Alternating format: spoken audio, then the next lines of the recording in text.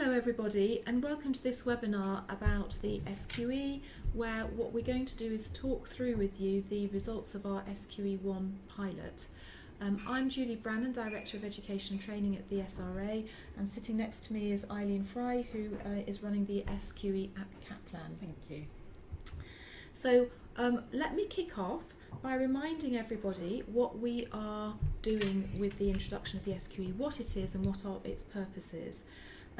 The SQE is a single national licensing examination that everybody will have to take in future if they wish to qualify as a solicitor of England and Wales. So it will be standardised, it'll be a single set of examinations offered through a single assessment provider, which is Kaplan. And instead that will replace a system at the moment where we have a large number of organisations, each of which set and mark their own assessments. So it'll be a single assessment that everybody will take. Moving on to the next slide, this is just a reminder of where we are in the process. We agreed, or the SRA board took the decision to go ahead and introduce SQE back in April 2017. About this time last year, we appointed Kaplan as the single assessment organisation, and since then we've been working very, very closely with Kaplan on reviewing, revising, developing the SQE assessment design and putting the assessment design to the test through the SQE1 pilot, with a further pilot of stage 2 to come. In March we appointed Jeff Coombe, who is our independent assessor, and he provides external scrutiny and oversight of our work and Kaplan's work to give stakeholders confidence in the assessment. He was appointed in March, and at the same time, also in March, we ran the SQE1 pilot. And a reminder that the SQE1 pilot SQE1 tests functioning legal knowledge, so it's a very large single best answer multiple choice test. In addition, there was a small skills test which assessed candidates' ability to write professional legal English and to do basic legal research. So that's what the SQE1 assessment assesses.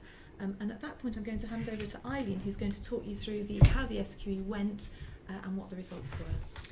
Yes, so just to run through the pilot, first of all about how it ran, and then also about the results and our recommendations. So first of all, just some basic figures. We had 612 applications, 555 candidates were invited to sit, 419 accepted their place, 58 cancellations, and 43 didn't attend on the day. So overall, we had 318 active participants, which was a good result. The pilot ran at Pearson VUE test centres, 44 across the UK, and also in France and Singapore, where there was demand. Other international centres would have been available if the demand had been there. So the basic structure of the pilot was that the candidates sat 3 papers of 120 single best answer multiple choice questions on each paper. And the papers were divided by subject, with some areas of procedural law and the underlying black letter law as well, so that the questions could be integrated across sort of underlying law and procedural law. So the 3 papers are outlined there: business law and practice, dispute resolution, contract and tort; property practice, wills and estates and trusts, solicitors, accounts and land law; and public and administrative law, legal system and legal services, and criminal litigation and criminal law. And then for the skills assessment, candidates sat, there were really 2 assessments with 3 exercises in each assessment. So in each assessment there was 1 research and 2 writing exercises. So first of all, candidate performance. So on the functioning legal knowledge single best answer questions, we had a very good range of marks. So candidates' marks on the papers ranged from 17% to 85%. Average scores were around 50%. So around half the candidates got less than 50%. We didn't set a pass mark because our aim was not really to pass or fail candidates. We were very grateful to anybody that participated in the pilot. But on these questions, the pass mark would have been over 50%. So just a sort of reminder, the pass mark will vary slightly with the difficulty of the question. So it will vary slightly from one sitting to another. But on these questions, it would have been over 50%. So on the skills, the marks ranged from 8% to 100%, and average scores were around 65%, so a bit higher. And again, we didn't set a pass mark as the aim was not to pass or fail candidates. So then our key findings. We looked in detail at the statistical qualities of the data in order to really reach the optimal design for the SQE. And we found that the 3 papers of 120 questions nearly but not quite met key quality targets of reliability and accuracy for licensing exams. And by reliability and accuracy, reliability is really about how reproducible the results are. And accuracy is based on the idea that in any measurement there's some error and you want to keep that error as small as possible. And exams which are as high stakes as licensing exams, you really need to have very high standards of reliability and accuracy. So we found that 2 papers of 180 questions did meet those quality targets for reliability and accuracy. So we analysed the questions both in terms of 3 papers of 120 and 2 of 180. We also looked at compensation because that was a big concern of stakeholders, that if more than one subject was put together in an exam, candidates might pass by doing well in some subjects but offsetting a sort of real lack of knowledge in other subjects. We found there was some compensation, but it was not marked at all, and we didn't feel it was a cause for concern. On the whole, good candidates do well across all areas, and weaker candidates' performance was weaker across all areas. In terms of the skills, we found more issues really with the skills assessments. So one issue was the level at which the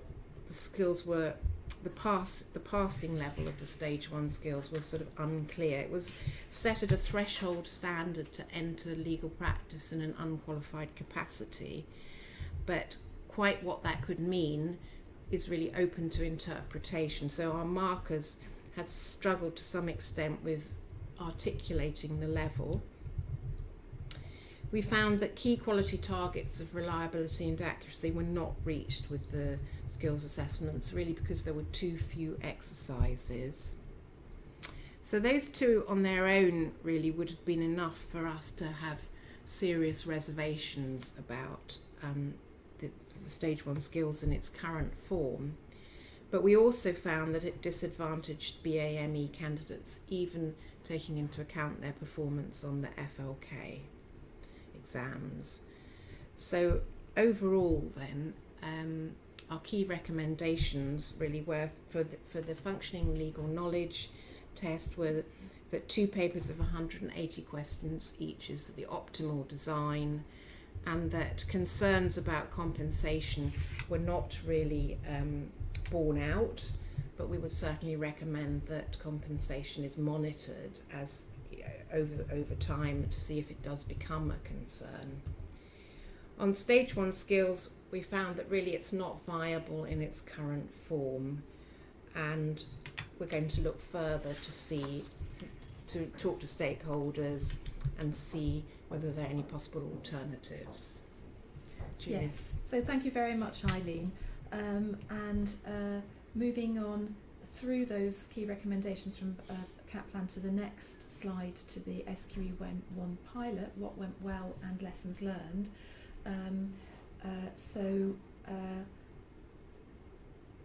What we have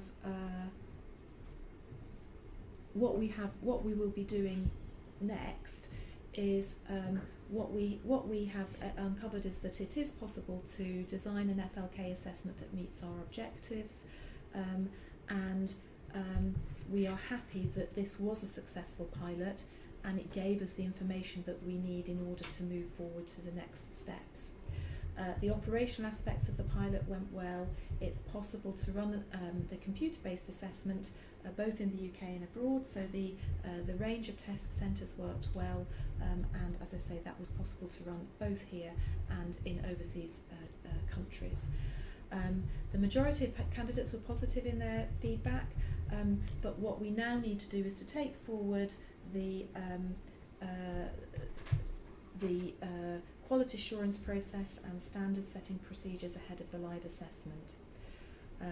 So moving on then to the next slide, in terms of the next steps, we will amend the design for the FLK assessment, for the functioning legal knowledge assessment, so we have two 180 question assessments. We will publish a final version of the assessment specification later this year, and we will also be publishing sample questions. So far as the SQE1 skills assessment is concerned, as Eileen said, the Kaplan recommendation is that we should not retain the current form. So what we now need to do is a piece of work to explore other possible options, and we will want to talk to stakeholders who will be interested in views, as well as doing a technical piece of work about investigating an assessment design that would meet the requirements for accuracy and reliability. We also know that we need to pick up views about the timing of the live assessments, so we will be going out to stakeholders about that in the autumn, and we are about to start work on the SQE2 pilot.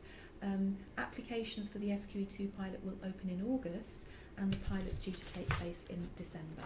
So lots of work going on in the coming 6 months.